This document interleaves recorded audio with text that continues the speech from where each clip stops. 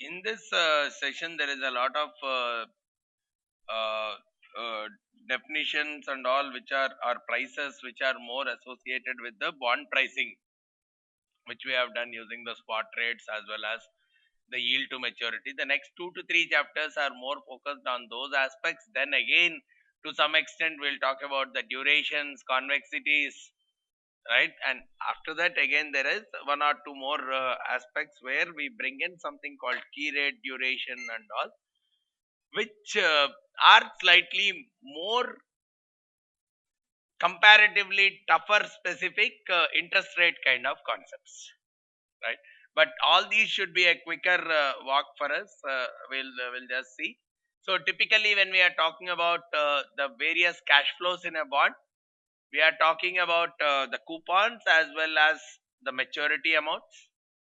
And whenever we talk about the price of the bond, we are just simply saying the price present value of the future cash flows. Even using your calculator, you can do that, right? The present value of the future cash flows is what we are calling as the value of the bond.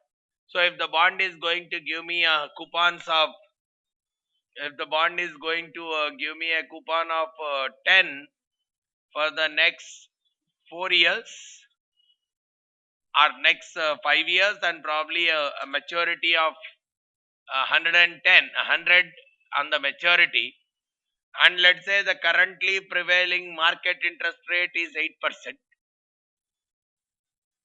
the net present value, at what price should I purchase this bond?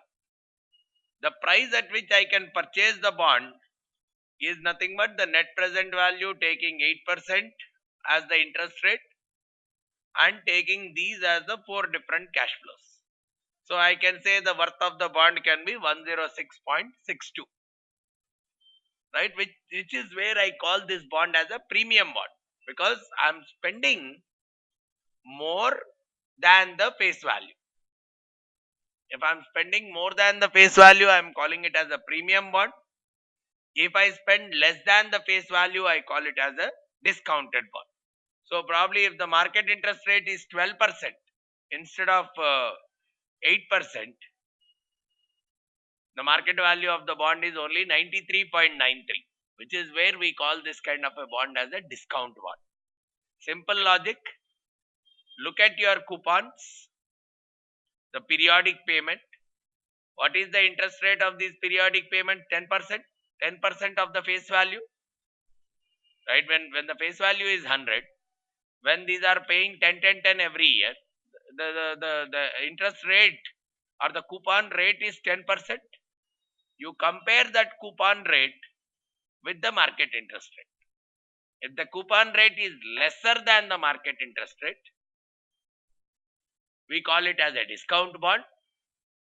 Coupon rate more than the market interest rate, when I put the market interest rate as 8%, we got the price as 106, which means it becomes a premium bond.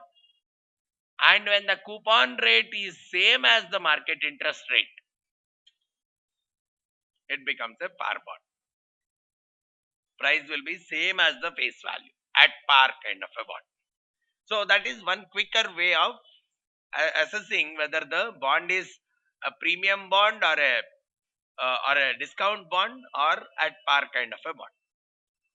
Okay. So whenever we are doing the valuation, all what are the steps we are doing? We are finding out what are all the future cash flows. This we are estimating, right? In some bonds, everything is fixed, right? In a regular typical bond, everything is mentioned in the indenture, so everything is fixed. So the future cash flows are known. Then I have to estimate what is this one. This one keeps changing as per the market conditions, right? Today the interest rates are something, whereas after 6 months that rate could differ. So depend. So that rate either I may have to forecast or I may have to take the current one, whatever it is, right? Spot rates, forward rates, those are all coming from those kind of standpoints. So those are the interest rates. Then finally, once I know these two things,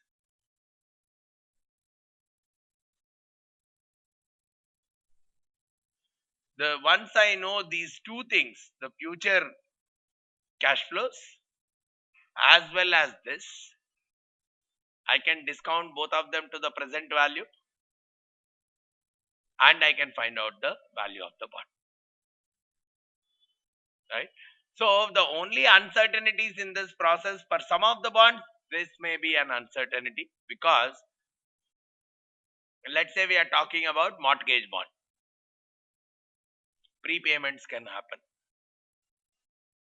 Right? So I cannot clearly say that this is the amount that I will get after 1 year, this is the amount I will get after 2 years.